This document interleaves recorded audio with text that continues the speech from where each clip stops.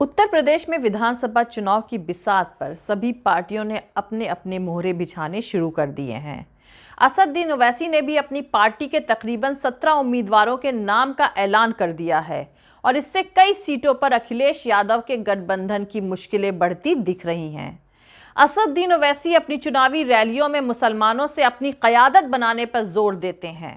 इसलिए सियासी जानकारों का मानना है कि समाजवादी पार्टी गठबंधन में कम मुस्लिम उम्मीदवारों के नाम के चलते मुसलमानों के बीच ये मैसेज जा रहा है कि समाजवादी पार्टी राष्ट्रीय लोकदल गठबंधन मुसलमानों के वोट तो चाहता है, लेकिन उन्हें उम्मीदवार बनाने से हिचक रहा है।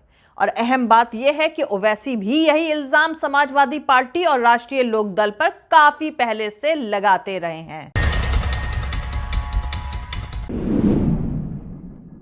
कहा जा रहा है कि ओवैसी के इल्जाम सच होते देख मुसलमान अगर अपनी क़यादत, अपनी सियासत के फॉर्मूले पर चल पड़ा तो वाकई ओवैसी उत्तर प्रदेश में अखिलेश का खेल बिगाड़ सकते हैं, क्योंकि अभी से ऐसा लगने लगा है कि पश्चिमी उत्तर प्रदेश यानी वेस्ट यूपी के कई जिलों में ओवैसी अखिलेश का सियासी खेल पलट सकते हैं। संडे को असदुद्दीन ओवैसी ने अपनी पार्टी के 9 उम्मीदवारों की पहली लिस्ट जारी करी। इसमें सभी उम्मीदवार मुसलमान हैं। मंडे को उन्होंने 8 और उम्मीदवारों की लिस्ट जारी कर दी।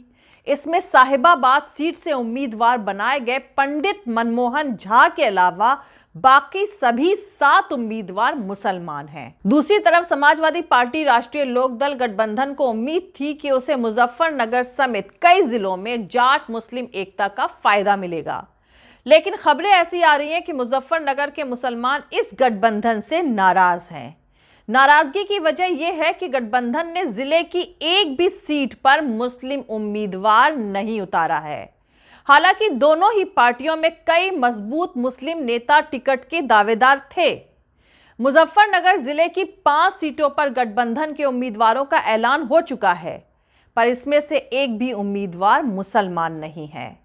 अकेली सीट मुजफ्फरनगर शहर की बची हुई है और गठबंधन की दोनों पार्टियों के अंदरूनी सोर्सेस से खबर आ रही है कि इस पर भी उम्मीदवार मुसलमान नहीं होगा। इस पर समाजवादी पार्टी का कहना है कि वो धर्म जाति देखकर टिकट नहीं देती है। वहीं राष्ट्रीय लोकदल की तरफ से कहा जा रहा है कि शामली में वो 2 मुस्लिम उम्मीदवारों को ऑलरेडी उतार चुकी है। शामली पहले मुजफ्फरनगर का ही हिस्सा रहा है। इसी सियासी तमाशे के चलते कहा जा रहा है कि मुजफ्फरनगर जिले में ओवैसी समाजवादी पार्टी राष्ट्रीय लोकदल गठबंधन का खेल बिगाड़ सकते हैं। खबरें आ रही हैं कि इन पार्टियों में टिकट पाने से चूक गए कई नेता ओवैसी की पार्टी के कांटेक्ट में हैं। ओवैसी ने अगर उस जिले की कुछ सीटों पर मजबूत मुस्लिम उम्मीदवार उतार दिए तो समाजवादी पार्टी राष्ट्रीय लोकदल गठबंधन की जीत की राह यकीनन काफी मुश्किल हो जाएगी। जिले में कादिर राना, मुरसलीन राना, लियाकत अली जैसे कई मजबूत उम्मीदवार समाजवादी पार्टी राष्ट्रीय लोकदल के टिकट पर चुनाव लड़ना चाहते थे। कादिर राना तो सांसद और विधायक भी रह चुके हैं। मुसलमानों को इन जैसे मजबूत दावेदारों की अनदेखी खल रही है। यहां पर आपको बता दूं कि मुजफ्फरनगर जिले में करीब 40% मुस्लिम आबादी है और जिले में 6 विधानसभा सीटें हैं, जिसमें बुढ़ाना, चरथावल, पुरकाजी, मुजफ्फरनगर, खतौली और मीरापुर शामिल है। 2013 के मुजफ्फरनगर दंगों से पहले इन विधानसभा सीटों पर समाजवादी पार्टी और राष्ट्रीय लोकदल को मुस्लिम वोटों के साथ हिंदू वोट भी मिलते थे, जिनमें जाट, गुर्जर के अलावा और कई दूसरी जातियां भी शामिल थीं। 2012 विधानसभा चुनाव में समाजवादी पार्टी के 2, राष्ट्रीय लोकदल का 1 और बहुजन समाज पार्टी के 3 उम्मीदवारों को जीत मिली थी। मतलब बीजेपी का यहां साल 2012 में खाता भी नहीं खुला था। 2013 के दंगों के बाद सियासी हालात पलट गए और 2017 के विधानसभा चुनाव में बीजेपी ने सभी पार्टियों का पत्ता साफ कर दिया। लेकिन अब 2013 में मुजफ्फरनगर दंगों के बाद जो हालात खराब हुए थे, उसमें किसान आंदोलन के बाद अब बदलाव आया है। हिंदू मुसलमान के बीच जो दूरियां बनी थी वो कम हुई हैं। युवा जाटों में राष्ट्रीय लोकदल की तरफ अट्रैक्शन बढ़ा है। खेती बाड़ी करने वाले जाट किसान आंदोलन के बाद समाजवादी पार्टी और राष्ट्रीय लोकदल के करीब आए हैं। जानकारों का कहना है कि समाजवादी पार्टी और राष्ट्रीय लोकदल गठबंधन की नजर मुसलमान वोट पर तो है, लेकिन वह पोलराइजेशन यानी ध्रुवीकरण के डर से कोई जोखिम नहीं उठाना चाहती है। जबकि इससे पहले यानी साल 2017 के विधानसभा चुनाव में समाजवादी पार्टी ने मुजफ्फरनगर जिले के मीरापुर विधानसभा से लियाकत अली को उम्मीदवार बनाया था। लियाकत अली बीजेपी के उम्मीदवार अवतार सिंह भड़ाना से सिर्फ 193 वोट से हार गए थे। इतनी नजदीकी हार के बाद भी लियाकत अली को समाजवादी पार्टी राष्ट्रीय लोकदल गठबंधन ने इस बार टिकट नहीं दिया है, जबकि लियाकत अली इलाके के दमदार मुसलमान नेता हैं। समाजवादी पार्टी राष्ट्रीय लोकदल गठबंधन ने इस बार चंदन चौहान को मैदान में उतारा है। टिकट कटने से हताश लियाकत अली लखनऊ पहुंच गए हैं। लियाकत अली के बेटे अंजुम कमाल का कहना है कि मीरापुर विधानसभा में करीब 1,40,000 मुस्लिम वोट हैं और टिकट कटने से उनके कार्यकर्ता बहुत गुस्से में हैं। साथ ही पूरी मुस्लिम कम्युनिटी में भी काफी नाराजगी है। दूसरी तरफ समाजवादी पार्टी राष्ट्रीय लोकदल गठबंधन ने जिस उम्मीदवार को टिकट दिया है वो पिछली बार खतौली से करीब 31,000 वोटों से हार गया था। टिकट न मिलने से बौखलाए लियाकत अली मीरापुर सीट से इंडिपेंडेंट इलेक्शन लड़ने की बात कर रहे हैं। वहीं दूसरी तरफ यह भी कहा जा रहा है कि वह सीधे ओवैसी के कांटेक्ट में भी हैं। वहीं मुजफ्फरनगर दंगों के वक्त सांसद रहे कादिर राना भी टिकट के लिए अपना दावा ठोक रहे थे। कादिर राना मुजफ्फरनगर में बड़े नेता माने जाते हैं। टिकट की उम्मीद में समाजवादी पार्टी ज्वाइन करी थी, लेकिन टिकट नहीं मिला। वहीं नूर सलीम राणा ने साल 2012 में चरथावल विधानसभा सीट से चुनाव में बहुजन समाज पार्टी के टिकट से करीब 52,000 वोटों से जीत दर्ज करी थी। कुछ वक्त पहले टिकट की उम्मीद में बासपा छोड़कर राष्ट्रीय लोकदल में शामिल हुए थे। चरथावल में मजबूत मुस्लिम नेता नूर सलीम को भी टिकट नहीं दिया गया है। उनका कहना है कि वो चरथावल सीट से दावेदार थे। जब वो राष्ट्रीय लोकदल में शामिल हुए थे तो 100% लग रहा था कि उन्हें टिकट मिलेगा, लेकिन अब टिकट नहीं मिलने से मुस्लिम कम्युनिटी में काफी नाराजगी है। मुजफ्फरनगर जिले की बुढ़ाना विधानसभा सीट पर मुस्लिम वोटर किसी भी उम्मीदवार को जिताने के रोल में हैं। करीब 1 लाख से ज्यादा वहां मुस्लिम वोटर हैं। साल 2012 में नवाजिश आलम खान ने समाजवादी पार्टी के टिकट पर 68,000 मतों के साथ अपनी जीत दर्ज करी थी। बावजूद इसके समाजवादी पार्टी राष्ट्रीय लोकदल गठबंधन ने किसी भी मुसलमान उम्मीदवार को यहां से अपना उम्मीदवार नहीं बनाया है। इसी तरह मुजफ्फरनगर जिले की पुरकाजी विधानसभा सीट मुस्लिम मेजॉरिटी वाली सीट है। इस सीट पर करीब 1 लाख से ज्यादा मुस्लिम वोटर हैं। इसके बावजूद समाजवादी पार्टी राष्ट्रीय लोकदल गठबंधन ने इस सीट से अनिल कुमार को टिकट दिया है। मुस्लिम उम्मीदवारों को टिकट नहीं देने के सवाल पर राष्ट्रीय लोकदल के स्पोक्स पर्सन संदीप चौधरी का कहना है कि बीजेपी तो सिर्फ सबका साथ सबका विकास की बात ही करती है, लेकिन बीजेपी मुसलमानों को टिकट नहीं देती है।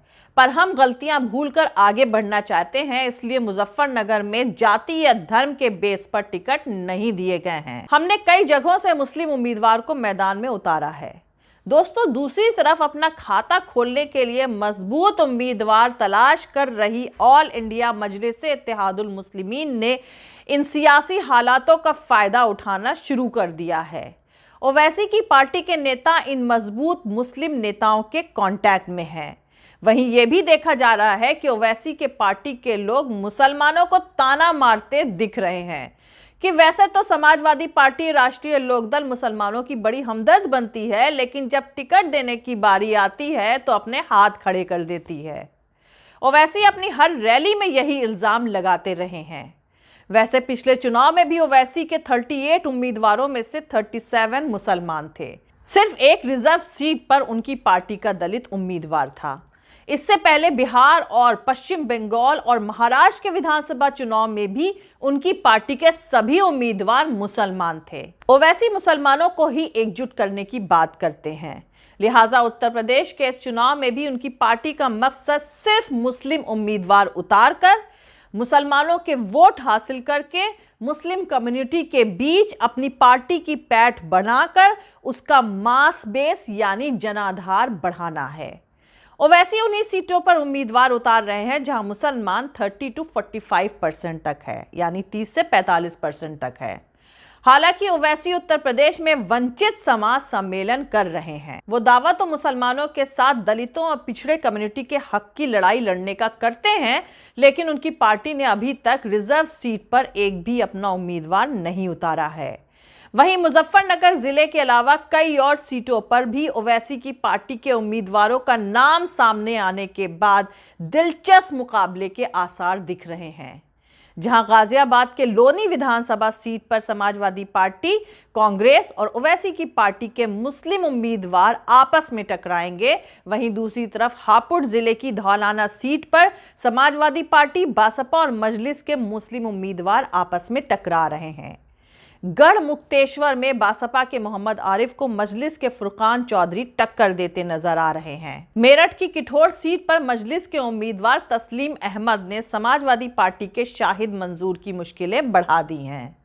आपको यहां पर बता दूं कि शाहिद मंजूर अखिलेश सरकार में मिनिस्टर भी रहे हैं, जबकि सिवाल खास पर मजलिस के रफत अली बासपा के मुकर्रम अली उर्फ नन्हे खान के रास्ते का रोड़ा बनते नजर आ रहे हैं। सहारनपुर की बेहट पर अमजद अली और सहारनपुर नगर पर महबूब हसन को उतार कर ओवैसी ने अपने इरादे साफ कर दिए हैं। इन सीटों पर अभी न समाजवादी पार्टी, राष्ट्रीय लोकदल ने अपना उम्मीदवार दिया है और ना ही बासपा ने और ना ही कांग्रेस ने। इन सीटों पर मजलिस के उम्मीदवार पहले ही सामने आने के बाद उन दोनों पार्टियों के सामने उम्मीदवारों के चुनने की मुश्किलें और बढ़ गई हैं। दूसरी लिस्ट में ओवैसी ने बरेली जिले की बरेली और बिथरी चैनपुर, फर्रुखाबाद की भोजपुर, झांसी की बबीना, अयोध्या की रुदौली सीट पर अपने उम्मीदवार पहले ही उतार दिए हैं, जबकि इन सीटों पर समाजवादी पार्टी, गठबंधन, बासपा और कांग्रेस ने अभी तक उम्मीदवार नहीं उतारे हैं। बलरामपुर की उतरौला सीट से ओवैसी ने पीस पार्टी के उत्तर प्रदेश के प्रेसिडेंट रहे डॉक्टर अब्दुल रहमान को उम्मीदवार बनाया है और यहां वो सारे इक्वेशन बिगाड़ते नजर आ रहे हैं। मतलब उत्तर प्रदेश के सियासी बिसात पर इन सभी पार्टियों के मोहरे किसका कितना खेल बिगाड़ सकते हैं, ये तो आने वाले 10 मार्च को ही पता चलेगा। और तब तक आप सब डेमोक्रेसी के सबसे बड़े त्योहार इलेक्शन यानी चुनाव का मजा लें।